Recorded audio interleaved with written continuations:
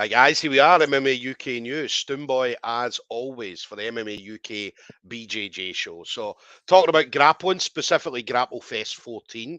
It's going to be Saturday, 3rd of December. Now, it's going to be at the usual place, Fusion Nightclub, Fleet Street in Liverpool. Now, again, anybody that's ever been at a Grapplefest event, whether it be as a competitor or a spectator, will all tell you the same thing. The atmosphere on a Grapplefest evening, there's nothing like it at all. From the walk down the stairs, from the back, the grapplers coming down the stairs, coming onto the mat, and just the spectators being on top of the action, that always makes for a very, very good night. And I say Grapplefest have got it down to an absolute T, making them definitely the top, in my eyes, the top grappling event anywhere in Europe. And they're quickly becoming one of the top ones across the world. So we're going to have grapplers from all over the place. So as there always is, we're going to have obviously the Daisy Fresh team coming over. We're going to have people from obviously all over the UK, Ireland, and so on, and obviously further afield. So it's going to be a great night. Now, ticket availability, head over to the Grapplefest Facebook page. You will get your tickets directly through there. And if you can't make the event on the evening, the Fight TV will have the pay-per-view. So make sure you do head over to Fight TV and get the details from there. So now my next guest is going to be on the show that night. So Jack Dolan, SBG Tullamore. Jack's definitely one of the stars coming out of the grappling scene in Ireland at the moment. So we always usually regularly see him out there competing, always willing to put himself on the line. And obviously coming back to Grapplefest as well. So it's going to be great to see. He's going to be up against Matt Fitz-James. So I hope I said that right. Yeah, Matt Fitz-James. So again, it's going to be a cracking match between these two guys. Definitely make sure you do not miss this one. So Jack, listen, absolute pleasure, buddy. Thank you very much for taking the time to speak to me. Thanks very much for having me on as well. No, it's an absolute pleasure. I love talking to the SBG Tullamore guys. As I said, I've spoken to a few of you guys now, and it's always great hearing from you guys and seeing what you guys are up to. Jack's obviously got some of his haul in the background as well, so we were talking about some of the medals. So, but it's always great to see, and that just shows. I mean, person I know, so yeah, yeah, I'm joking. It's great to see, though. I mean, I'd say that just shows, obviously, you're always out there putting yourself out there, competing, and obviously want to do your best every time you step onto the mats. Yeah, I think, like a lot of them would be like the main ones in the front, or probably like the goals are in the middle. They'd probably be a little bit more recent, and I stack them over the top. Some of the older medals I've kind of thrown out, like the plasticky ones and stuff, but. Yeah, just a reminder of like where I've got to, and try to inspire me to push forward a little bit more. Yeah. You're going to need a bigger rooms at some point, because you're going to get some more. So there's going to be a lot more to add to that, because you're only young. I mean, you're a young guy, so you've got a long time to go in the sport. Yeah, 22. So not feeling that young anymore as I used to when I started out. With the injuries I picked up and whatnot, but still plenty of time to go in the grand scheme of things. No, that's an absolute buzz. And that's definitely a rising star. I mean, or one of the stars in Irish grappling at the moment. So it's always brilliant to see, obviously, yourself and the rest of the team, obviously the Tullamore team, out there representing. So how's everything going for you at the moment then, Jack? So obviously training wise. Pretty good. I just competed at the European Championships there, the Nogi Euros, and I got to the quarterfinals. So I was a little bit disappointed I just missed out on medals. It was my second time getting to the quarters. I got to the quarters at blue belts at the last one.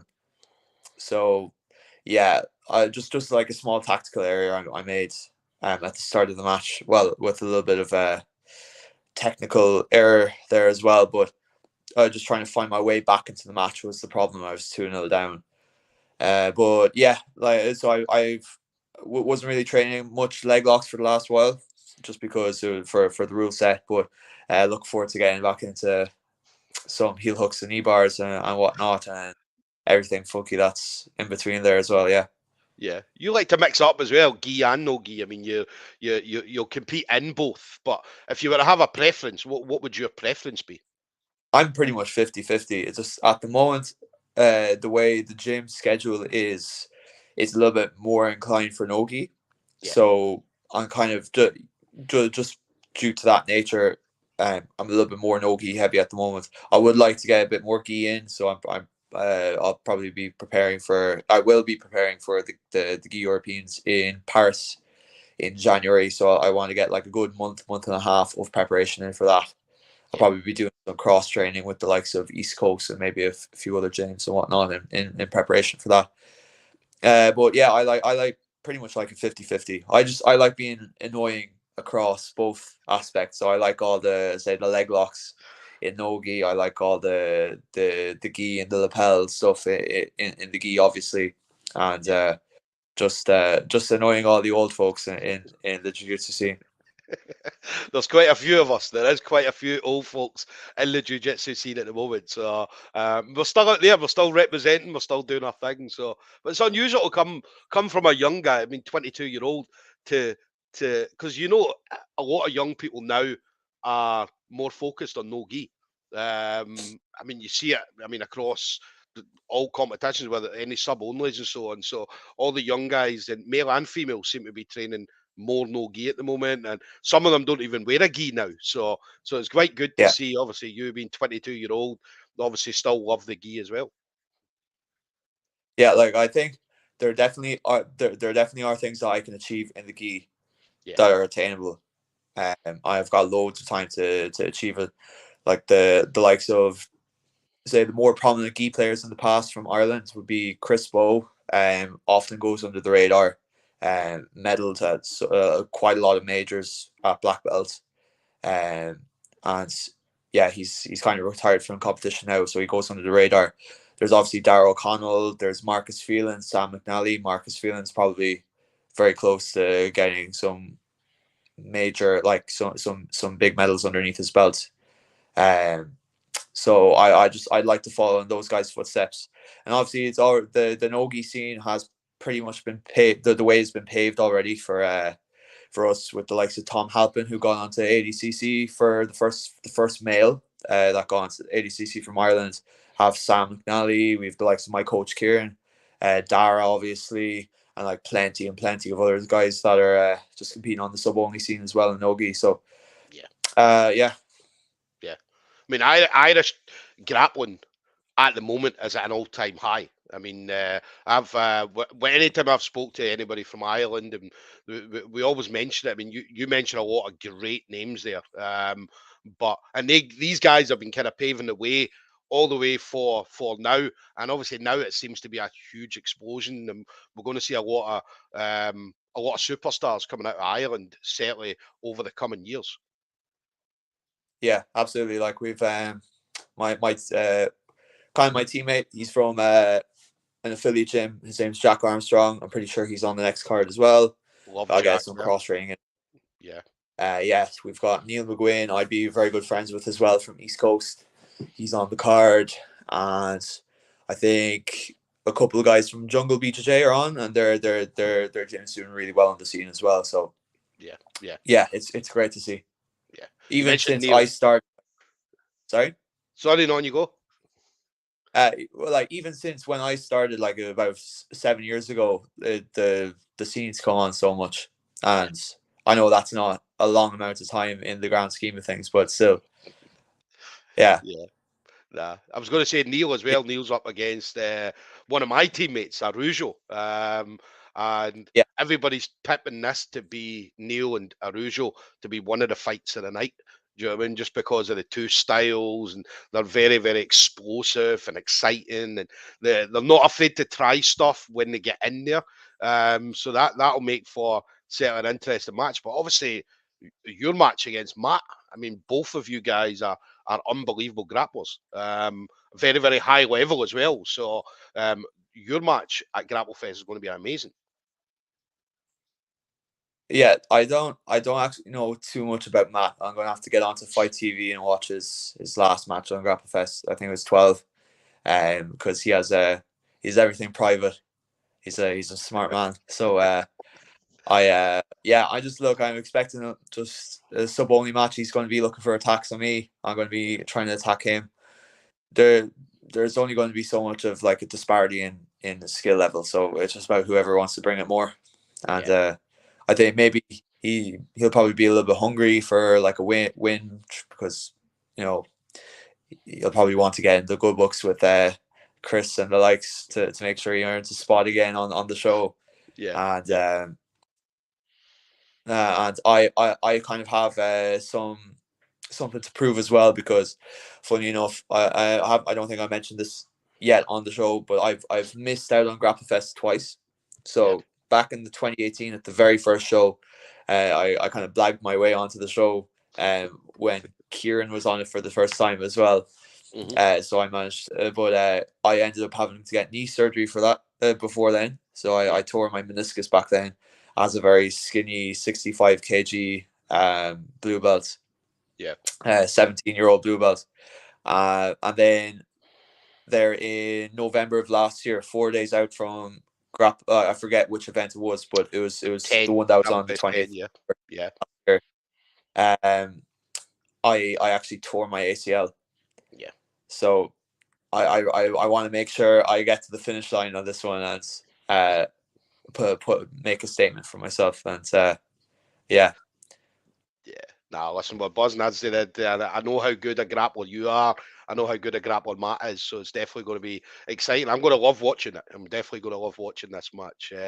Let me ask, obviously, the call up this time then. So what were you doing when you got the message to say you were going to be on Grapplefest? What were you doing at that specific time? I was in the gym office, and I just said to Kieran, "Here, look, I'll take this match, won't I?" And he was like, "Yeah, go for it." So it was simple as that. I just wanted a name. I just agreed to it 2 minutes afterwards. That's the thing. I mean, when Chris Thompson drops that message, I mean, you're not going to say no. You'd be silly. You know yourself. I mean, if Grapplefest come calling, it's definitely you're never going to say no to it. As long as you've got an opponent, then, and that's what most people, anybody I speak to, usually with Grapplefest, they're like, we don't really care who the opponent is. As long as there's someone there, then we'll be there. We'll be there 100%. Yeah, I remember also. I don't know why I'm saying this. I'm probably incriminating myself, but I did a little stalk, as we all do for our matches, and I clicked on his Facebook and I pressed friend request, and I quickly deleted that friend request.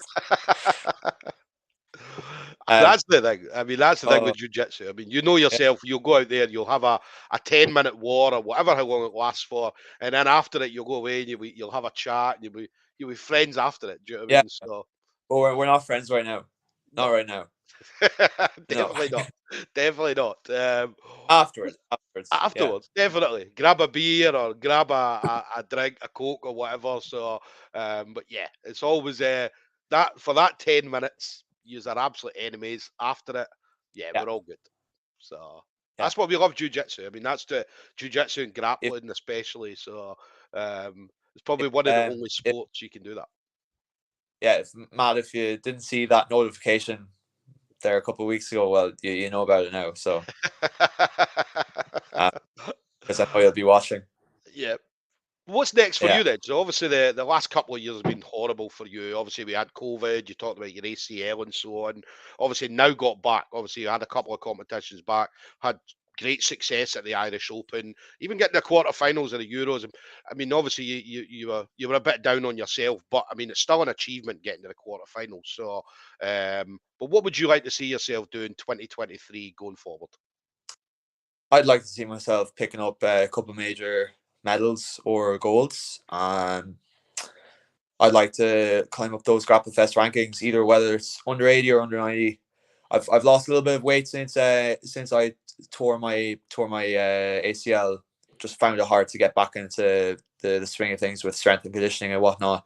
Just found it hard to get into the routine of like eating a lot. So I'm a little bit down on weight, but I'm doing this match is under 90, so I'm a little bit light coming into it.